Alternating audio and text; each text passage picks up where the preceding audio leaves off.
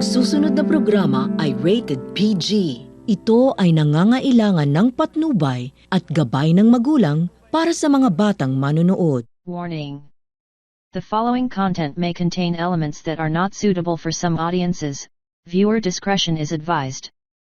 800 places in the Philippines guaranteed to give you chills down the spine. Number 8. Manila Film Center. Legend has it that the Manila Film Center is haunted by the ghost of an unknown number of workers believed to be buried underneath alive after the upper floor collapsed while the construction was ongoing in 1981. Hence, Manila Film Center has long been regarded as the Philippines' largest tomb.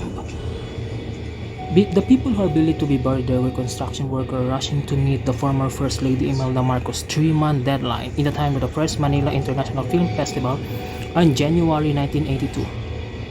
Since it was the first time of martial law under late President Marcos, media coverage was easily censored, so the exact number of people who died was undocumented.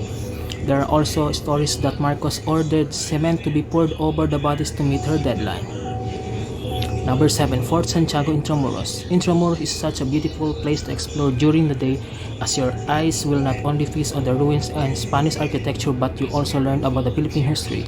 But come nightfall, the walls of Intramuros turn into something spooky, reminding you of the dark Spanish era. If you can find a haunted house in Manila, get your horror fix at Fort Santiago, one of the scariest places in the Philippines. Thousands of civilians and soldiers were tortured or killed in Fort Santiago during World War II. So it's just safe to say that the ghosts of the fallen civilians and soldiers patrol at night, and some even say that you can hear the screams of the tortured killed. Ozone Disco, number 6.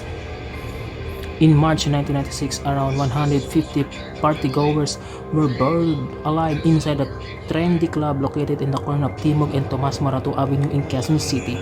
The incident is widely known as the Ozone Disco tragedy.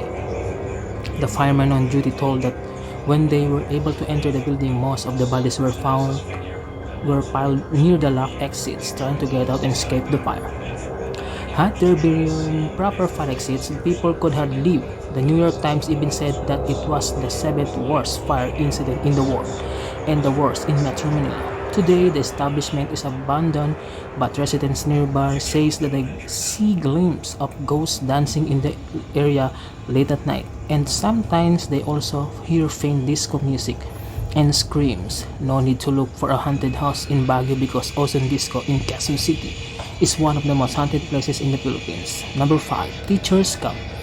Teachers Camp in Baguio City is a popular accommodation choice for teacher training and engagement. However, it also a popular haunted place in Baguio. Rumor has it that the rooms and the cottages of the teachers camp are haunted, and many horror stories are going on the rounds. Some say that they can hear footsteps at night and see the eerie shadows. To this day, it is still operational. As for being haunted, dare to find out for yourself? Number 4. Clark Air Base Hospital. Clark Air Base Hospital is another horror place in the Philippines to visit if you still need that dose of scare. The abandoned building used to be a military hospital during World War II and the Vietnam War. There are claims that the place is really haunted. Even paranormal investigators report hauntings and sightings of soldiers, ghosts, and women wearing white.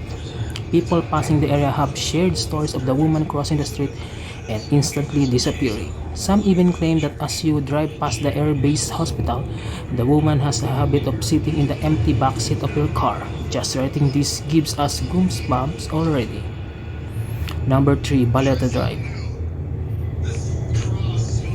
If you love taking midnight road trips, don't do it in Baleta Drive in Quezon City, especially when you're alone. It is one of the most popular and mysterious places in the Philippines.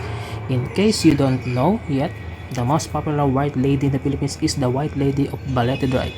Some stories that are circling say that the White Lady of Balete often crosses the street as you drive there, and sometimes ride with you. There are so many horror stories about the death of the lady. Some think it died in a car accident, while others think the lady died during the Spanish colonial era and hasn't found peace yet. That being said, you don't have to look for a haunted house in Manila anymore, because just Balete Drive you'll get the goosebumps and adrenaline you're looking for.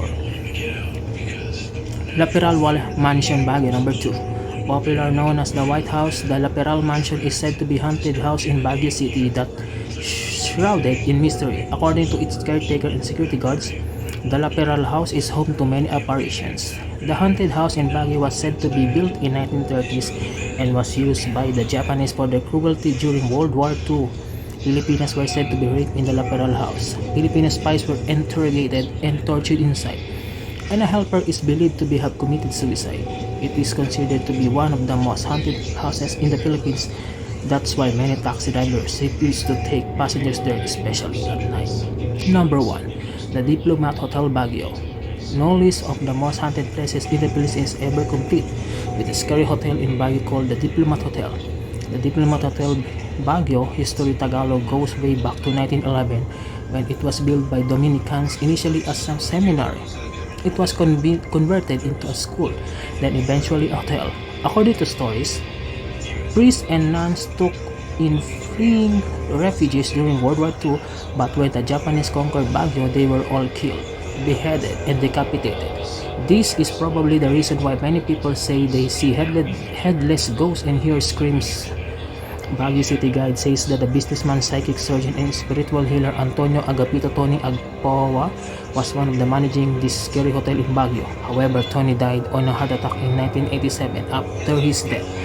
The Diplomat Hotel ceased its operation and it became temporarily closed to public. Do you dare to take vacation at these haunted houses in Baguio?